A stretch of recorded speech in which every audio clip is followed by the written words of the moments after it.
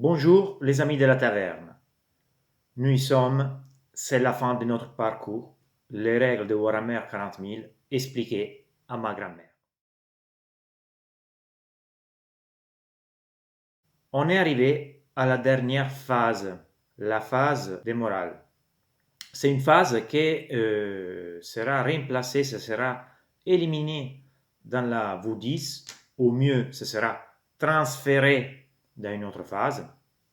Si vous voulez en savoir plus sur la V10, je vous mets un lien sur une vidéo que j'ai fait avec toutes les nouveautés. Mais revenons à notre phase morale. C'est la dernière phase de notre round.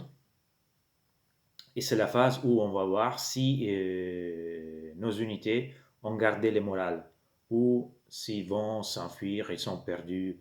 Et voilà. Donc, regardons tout de suite comme ça développe cette phase. La phase des morales, c'est la dernière phase et c'est assez simple et rapide. Disons que ça, c'était une unité de 9 serres de bataille. Okay.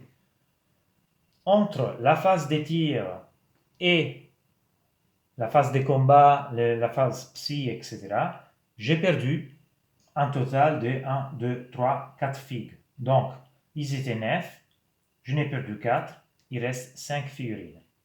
Cette unité doit donc passer un test de morale. Je regarde les capacités de commandement, que c'est 8, et je lance, je jette un D6. Je fais 1. Donc, dans cette cas-là, avec un 1, le jet de morale, c'est automatiquement réussi. Ok? Il n'y a pas de conséquences. Mais si par exemple, je lance les dés et je fais un 4, ok? Je vais ajouter le nombre de figurines que j'ai perdues, donc 1, 2, 3, 4, au résultat de mon dé, donc 4, 4, 4, 8. Si le résultat c'est inférieur ou égal à mon commandement, qu'on a dit aussi être 8, les tests est réussi et je n'ai pas de conséquences. Si par contre j'avais fait un 6 par exemple, ou un 5,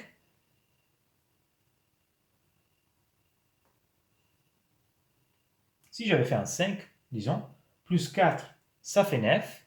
Donc, 9, c'est majeur de mon commandement, 8. Donc, je perds une figurine. J'ai une figurine de mon armée qui va s'enfuir. Youpidou! Voilà, elle s'enfuit. C'est pas terminé ici. Donc, j'ai 1, 2, 3, 4 figurines qui restent. Je dois, à ce point, faire un test d'attrition. Les tests d'attrition, c'est une dernière épreuve mentale que mon unité il va supporter. Je prends un D6 pour chaque figurine et je jette. Sur un 1, j'ai une autre figurine qui va partir. Donc, je vais faire comme ça. J'ai un 5, un 2, un 4 et un 1. J'ai une autre figurine qui va partir. Voilà. Donc, au total, j'ai déjà perdu 7 figurines. J'ai aussi fait en 2. Vu que, je vais remettre juste cette figurine ici. Vu que au début de mon test d'attrition, j'avais 4 figurines et c'est au-dessus de la moitié de mon effectif. Ok, donc mon effectif c'était 9 figurines, on a dit. La moitié c'était 5. Je suis en dessus de ce résultat, d'accord? Je suis à 4. Je suis en sous-effectif. Le 2 aussi cause une autre perte. Donc, j'aurai 2 figurines qui s'enfuient en plus. Donc, résumé, les tests d'attrition, je lance un D6 pour chaque figurine qui reste dans l'unité si j'ai raté les tests de morale. Sur un 1, il y a une autre figurine qui part. Si je fais, je ne sais pas, voilà, 3-1, j'ai 3 figurines qui partent, qui s'enfuient. Perdu, il ne revient plus. Si l'unité elle est en sous-effectif, en moins de la moitié des figues de son effectif, aussi avec un 2, il y a une figurine qui part. Et attention, je fais juste une chose pour vous montrer une chose. Dans ces cas-là,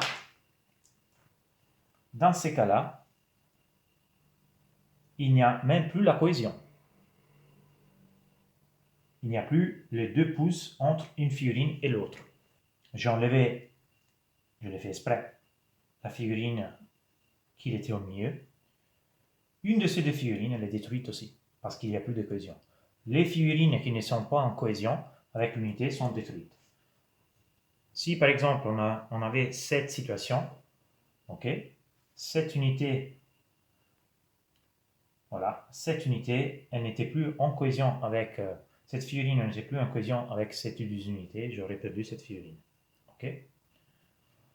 Et voilà, c'est comme ça qu'on termine la phase de... Alors les amis, j'espère que cette phase soit claire pour vous. Si vous avez des questions, n'hésitez pas à me poser des questions dans les commentaires. Je serai content de vous répondre et de vous aider. Comme je vous ai dit au début du vidéo, cette phase, ça va changer dans la prochaine édition. Mais il y a encore du temps, donc il y a encore 4-5 mois, je pense, avant de pouvoir effectivement jouer à cette V10. Donc voilà, c'est important pour ceux qui veulent jouer actuellement à la V9. C'est une phase importante et c'est une phase nécessaire. Si vous avez aimé les vidéos, n'hésitez pas à mettre un like. Et si les vidéos ça vous aide, inscrivez-vous à ma chaîne YouTube. Je serai ravi de vous avoir dans mes abonnés et ça va me booster le moral pour pouvoir faire encore d'autres vidéos. On se voit bientôt dans une prochaine vidéo. Ciao les gars!